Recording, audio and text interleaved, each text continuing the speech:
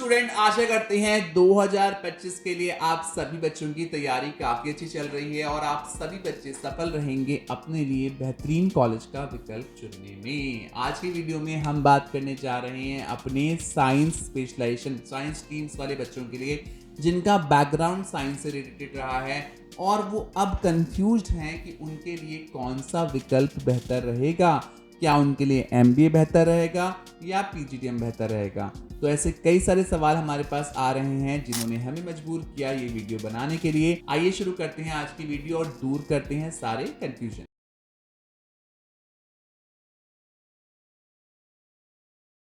तो स्टूडेंट्स, आज की वीडियो में हम बात करने जा रहे हैं अपने साइंस स्पेशलाइजेशन बच्चों के बारे में जिन्होंने साइंस बैकग्राउंड से अपना ग्रेजुएशन किया है, चाहे आपने बीएससी किया है, चाहे आपने बीटेक किया है, चाहे आपने बीसीए किया है, चाहे कोई भी प्रोग्राम किया है। उसके बाद अगर आप प्लान कर रहे हैं मैनेजमेंट में अपना करियर बनाने का और प्लान कर रहे हैं एमबीए या फिर पीजीडीएम का, तो ये वीडियो आपके काम की हो सकती है। तो सबसे पहला जो डाउट आता है वो आता है कि मेरे लिए कौन सा प्रोग्राम बेहतर है। क्या मेरे लिए एमबीए बेहतर है या फिर पीजीडीएम बेहतर है। तो उसके लिए आपको डिफरेंस समझना बहुत ज़रूरी है। अगर हम एमबीए की बात करें, MBA complete university oriented program होता है। यहाँ पे यूनिवर्सिटी के हाथ में भागदौड़ होती है आपका सिलेबस डिज़ाइन करने की, यानी कि जितने भी कॉलेज एफिलिएटेड होते हैं डिफरेंट यूनिवर्सिटी से, वहाँ पे वो पर्टिकुलर यूनिवर्सिटी सिलेबस डिज़ाइन करती है और कॉलेजेस को वो सिलेबस आपको पढ़ाना होता है 2 साल तक। वो पढ़ के आप मार्केट में आते हैं जॉब ढूंढने के लिए। तो इसमें 2 पॉइंट हैं। अगर आप ऐसी यूनिवर्सिटी से करते हैं जो देश की सरकारी यूनिवर्सिटीज़ हैं, मोस्टली यूनिवर्सिटी, मैं हर यूनिवर्सिटी के बारे में नहीं बोलूँगा, बट मोस्टली 80% यूनिवर्सिटीज़ में देखा गया है कि सिलेबस में काफ़ी दिक्कत आती है। हम अपडेटेड सिलेबस नहीं पढ़ा पाते, हम वो नहीं पढ़ा पाते जो मार्केट में चल रहा होता है, जिसके चलते काफ़ी दिक्कत आती है। एग्जाम्पल के तौर पे जितने बच्चे बीटेक करते हैं उन्हें जॉब ढूंढने में काफ़ी दिक्कत आती है। मैं हर कॉलेज की बात नहीं करूँगा, बट मोस्टली कॉलेजेस में दिक्कत आती है क्योंकि जब तक वो 3G पढ़ते हैं तब तक मार्केट में 5G आ जाता है। जब तक वो LCD टीवी बनाना सीखते हैं तब तक मार्केट में LED आ जाती है। तो यहाँ पे आप क्या देख रहे हैं कि 4 सालों में टेक्नोलॉजी क्योंकि बदल गई है, जिसके चलते उन्होंने जो पढ़ा वो मार्केट में अब अवेलेबल ही नहीं है, वो नॉलेज की रिक्वायरमेंट ही नहीं है, और जिसके चलते हमें ऐसे किसी इंजीनियर की रिक्वायरमेंट नहीं है जिसको करंट की नॉलेज ना हो और जो पुरानी नॉलेज पढ़ के मार्केट में अवेलेबल हो। तो सेम मैनेजमेंट में होता है। मैनेजमेंट में भी तौर तरीके, कंपनी को संभालने के तौर तरीके निरंतर बदलते रहते हैं, जिसके चलते बच्चों को काफ़ी दिक्कत आती है अगर वो पुराना सिलेबस, ऐसा सिलेबस जो अपडेटेड नहीं है, वो पढ़ के मार्केट में आते हैं। और ऐसे में सबसे ज़्यादा दिक्कत किसको आती है? कंपनीज को, बिकॉज कंपनी तक वो एम्प्लॉय नहीं पहुंच पाता जो उस पर्टिकुलर डिपार्टमेंट को संभालने में सक्षम होता है, जिसके चलते उन्हें एक्सपीरियंस लोग हायर करने पड़ते हैं और एक्सपीरियंस लोग ज़्यादा सैलरी लेते हैं, कम तो लेते नहीं हैं। इसमें दोनों के लिए ही सिचुएशन खराब होती है, बच्चों के लिए भी और कंपनीज के लिए भी, क्योंकि कंपनीज के पास वो एम्प्लॉय नहीं पहुंच पाता जिसके पास सटीक जानकारी है, कंप्लीट जानकारी है उस पर्टिकुलर डिपार्टमेंट को संभालने के लिए। दूसरा पॉइंट हम बात करेंगे प्राइवेट यूनिवर्सिटीज़ का। अगर हम बात करें देश की बड़ी प्राइवेट यूनिवर्सिटी जिनकी फीस आपको 10 लाख, 12 लाख, 18 लाख, 15 लाख, 17 लाख रुपए दिख रही है, वहाँ पे आपको कंफ्यूज होने की ज़रूरत नहीं है, क्योंकि ये सारी प्राइवेट यूनिवर्सिटीज़ ये पूरा ध्यान रखती हैं कि आप तक वो इन्फॉर्मेशन दी जाए, वो नॉलेज, वो सिलेबस आपको पढ़ाया जाए जो एकदम अपडेटेड हो। तो यहाँ पे आपको कॉर्पोरेट ओरिएंटेड सिलेबस ही पड़ेगा, तो आपको उस पॉइंट में कंफ्यूज नहीं होना। मेजर डिफरेंस किसके बीच में है? उन कॉलेज में जो सरकारी यूनिवर्सिटीज से एफिलिएटेड हैं, या फिर वो कॉलेजेस जो बिल्कुल भी अपने सिलेबस पे ध्यान नहीं दे रहे एमबीए के केस में। दूसरा पॉइंट होता है जो एमबीए को अलग बनाता है, एमबीए यूजीसी अप्रूव प्रोग्राम होता है। यहाँ पे जो सबसे मेन अप्रूवल होता है यूजीसी अप्रूवल होता है। अब बात करते हैं पीजीडीएम प्रोग्राम के बारे में। अगर हम पीजीडीएम प्रोग्राम की बात करें तो पीजीडीएम प्रोग्राम होता है कंप्लीट इंडस्ट्री ओरिएंटेड प्रोग्राम। यहाँ पे इंडस्ट्री के द्वारा इंडस्ट्री के लिए डिज़ाइन प्रोग्राम को पीजीडीएम हम कहते हैं। पीजीडीएम प्रोग्राम 2 साल का होता है, एमबीए भी 2 साल का होता है, बट सबसे बड़ा डिफरेंस ये होता है कि पीजीडीएम में जो सिलेबस होता है, जो करिकुलम होता है, वो इंडस्ट्री से सलाह मशवरा करके, इंडस्ट्री एक्सपर्ट से सलाह मशवरा करके बनाया जाता है, ताकि आप वो ही पढ़ें जो मार्केट में चल रहा होता है। सबसे पहले जब बदलाव आता है, कुछ भी बदलाव आता है इंडस्ट्री में, तो पता किसको चलता है? यूनिवर्सिटी को कि इंडस्ट्री को? तो जवाब मन में आपके आएगा इंडस्ट्री को, क्योंकि इंडस्ट्री को बिजनेस करना है और बिजनेस करने के लिए नई तौर तरीके अपनाना बहुत ज़रूरी है अगर आप आगे बढ़ना चाहते हैं।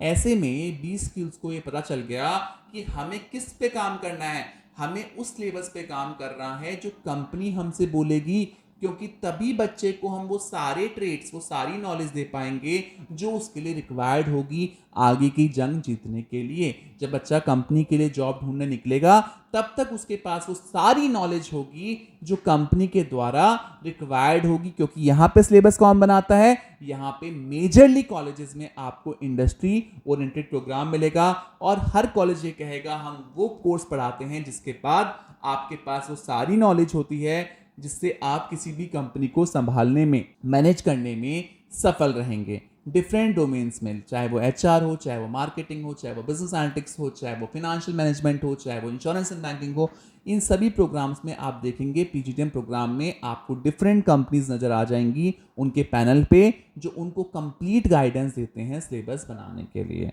पीजीडीएम प्रोग्राम में जो सबसे इंपॉर्टेंट एफिलिएशन होता है वो AICTE होता है। इसके अलावा कई सारे कॉलेजेस आपको AIU अप्रूव्ड मिलेंगे, जिसके बाद कैंपस को आप कंप्लीट इक्विवेलेंट टू MBA मान सकते हैं। तो ये कुछ डिफरेंसेस हैं जो आपको काफ़ी क्लैरिटी देंगे। MBA और PGDM में दोनों ही प्रोग्राम अलग पैटर्न पे चलते हैं, तो डिफरेंस समझना आपको काफ़ी इंपॉर्टेंट है। अब आ गए हैं अपने उस सवाल की तरफ जो कई सारे बच्चों को कंफ्यूज करता है कि MBA PGDM का तो प्लान कर लिया, बट स्पेशलाइजेशंस को लेके काफ़ी कंफ्यूज हैं, स्पेशलाइजेशंस कौन सी लें। अगर आप MBA और PGDM प्लान कर चुके हैं और स्पेशलाइजेशन को लेके कंफ्यूज हैं, तो आपको अपना थॉरो एनालिसिस करना बहुत ज़रूरी है।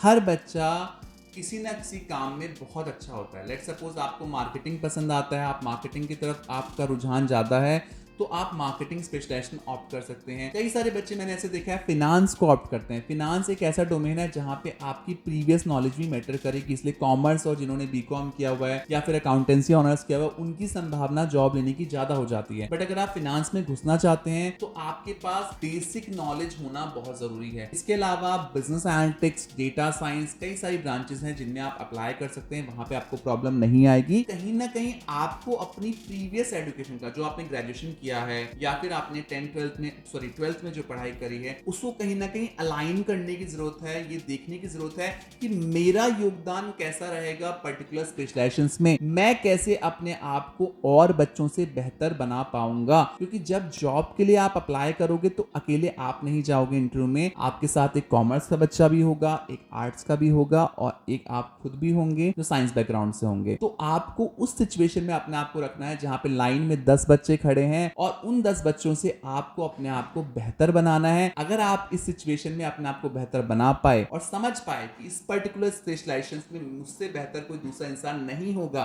तो वो स्पेशलाइजेशन आपके लिए एकदम करेक्ट स्पेशलाइजेशन होगी। वैसे आप इसके लिए हमारी टीम से भी संपर्क कर सकते हैं। हम आपका प्रॉपर एनालिसिस करते हुए आपको प्रॉपर समझा सकते हैं आपकी सिचुएशन में आपके लिए कौन सी स्पेशलाइजेशन बेहतर रहेगी। तीसरा और अंतिम डाउट जो मन में रहता है कि मेरे लिए MBA या फिर PGDM में से किसमें प्लेसमेंट बेहतर रहेगा, तो इसका आंसर मैं बिल्कुल सिंपल शब्दों में ये देना चाहूंगा, दोनों ही प्रोग्राम आपके लिए अच्छे हो सकते हैं। डिपेंड ये करता है कि आपका ड्रीम क्या है, आपका सपना क्या है और आप उस सपने को लेके कितना सीरियस हैं। अगर आपका बजट अलाउ करता है, क्योंकि मेजरली देखा गया है कि जितने भी PGDM कॉलेजेस आपको कंट्री में मिलेंगे उन सबकी फीस हमेशा आपको MBA से ज्यादा मिलेगी, तो उस केस में तो आपको कंफ्यूजन हो सकता है बिकॉज आपके पास बजट भी है और आपके पास दोनों ही प्रोग्राम्स का ऑप्शन है।